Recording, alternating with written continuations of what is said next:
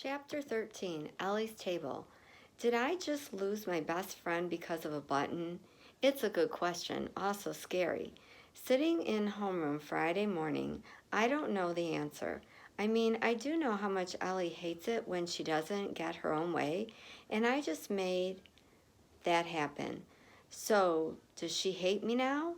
As I keep thinking about this, I have to ask myself a second question, and this one's even scarier. Has Ellie ever been my best friend for real? And what does that even mean? With a math question, an answer is correct or incorrect, true or false. When I ask, is 2 plus 2 4? The answer is yes, 2 plus 2 is 4. And that's the end of it. These questions about Ellie and me, I don't see an end. The best thing about school today is that there's no chance to sit around and make myself unhappy. Mrs. Lang has us doing a combined math and science unit about measurement and averages, and during first period science, we each get a wooden polygon to measure. Then in fourth period math, we're going to have to work together and find the average surface area of all of them. Mrs. Lang has only been a teacher for 1 year before this one, Dad told me. He checks on things like that. He's a structural engineer, which means he does the math to make sure that buildings and bridges don't fall down, which is probably part of why he's such a worrier. The first week or so, I wasn't sure I was going to be able to deal with Mrs. Lang. She was always tense, but I'm starting to understand her. Mostly I think she's nervous because she's pretty new at her job. She got this lesson planning program on her laptop, and I've seen it open on her desk. She has to describe what she's going to teach in both science and math and plan out every minute of every class. Mrs. Porter tiptoed into the back of the room one day during math, and then again 2 days later during science. I can tell Mrs. Lang doesn't like it when the principal comes, so when that happens, I always ask her a hard question. Mrs. Lang is really smart, and when she starts explaining stuff, it's like she forgets that Mrs. Porter is even in the room. First period goes by fast, and the principal doesn't arrive, and I'm feeling relaxed because Ellie's not here.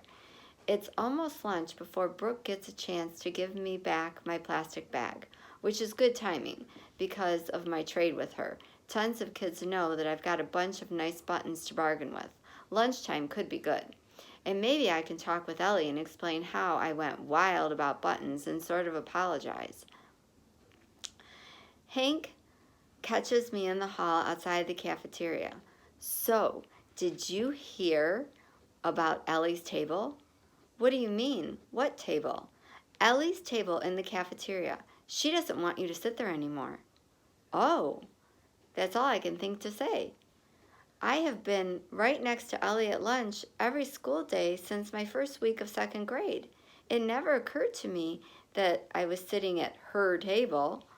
But of course, what Hank said is true.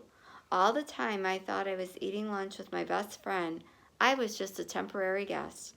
And Ellie just shredded my invitation. Hank gives a little cough and shifts from one foot to the other. We'd better go get in line before they run out of pizza, okay? Right.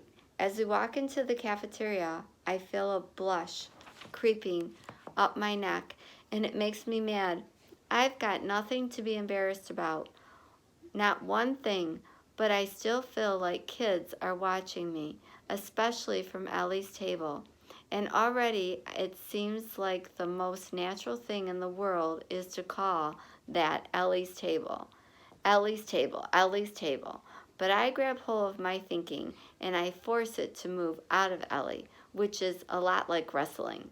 Then Hank rescues me from my talk. I'm sorry. Then Hank rescues me just by talking. I guess you already figured this out, but I'm really getting into buttons. This sounds stupid because half of the kids in the whole school are into buttons right now, except I think it's just a fad with most of them. But I've been doing a lot of research, and I think buttons are almost as interesting as butterflies and moths. And there might even be more different kinds. Pretty amazing for something made by humans, because there are more than 180,000 different species of lepidopterans. Lepidopterans is a scientific word for butterflies and moths. Hank has already educated me. I really love science, but he's a super wonk. If he gets interested in something, regular math and the kind of science study we do in school, he's mostly bored by it. But archaeology, Hank's an expert, especially about the Incas and the Mayas. Mars exploration and how orbits and gravity work. Total geek. Climate change, seriously, nuts on the topic. And now buttons, or is it buttonology? I'm reaching for a plate of pizza when someone taps me on the shoulder. 5th grade girl, I don't know. You're Grace, right? Yes? Good, 'cause I heard you've got some great buttons. Could I see them? Sure, but first I have to get my lunch. Oh, right, sorry. I just didn't want them to be all gone, because I've got some that I want to trade if you want to. My name is Sarah. Well, you can be first in line, I promise. I mean that as a joke, but within 2 minutes after I find a place to sit near the back of the cafeteria, Sarah and 3 other kids are standing near my table, in line watching me eat. I've got my bag of buttons on the table, but the pizza tastes great, and I'm not going to rush. I'm not going to look at Ellie's table either, not once. Hank starts poking through the bag. You know, most of these buttons are celluloid. Celluloid? Yeah, it's pretty much the first plastic. And these buttons are old, too, probably from 1930 or so. They're what button collectors call vintage. The one with the carrot on the yellowish background, it's another kind of early plastic called Bakelite. The one button would probably sell on eBay for at least $10, maybe twice that. I gotta look at the 8 buttons Brooke picked out. Probably worth $15 to $20 easy. I pull the pinwheel button out of my pocket. What about this one? Looks like celluloid. Great design and pretty old too. Might sell for $5 or $6, which means I lost money on my trade with Brooke. But I don't care. I love my pinwheel. As I take a drink of milk, I realize something. Hank didn't have to come sit with me. Also, Hank didn't have to tell me all this. He could have offered me trade after trade, picking out the best of my buttons. Now, Ellie, if she knew what Hank knows, she would have snapped up every great button I own and never thought twice about it. She would have grabbed it all up. I hit the brakes in my head. Do I actually know what Ellie would have done? Of course not. But it's bad science to jump to a conclusion like that.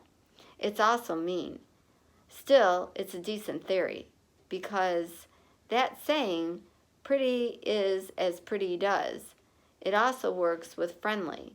And Ellie banned me from her table. Not friendly.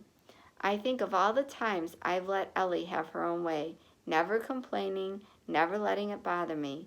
Then I push back just once, and bam, cut off. So yeah, Hank, as I turn to look at him sitting and studying a celluloid button shaped like a fish, suddenly I'm thinking the clearest thought I've had all day. Maybe I don't actually need a best friend right now. Maybe I just need a better one. Wow, what a lesson to learn. Because if she was truly a best friend, she wouldn't have cut her off from the table. Okay, that's it for today.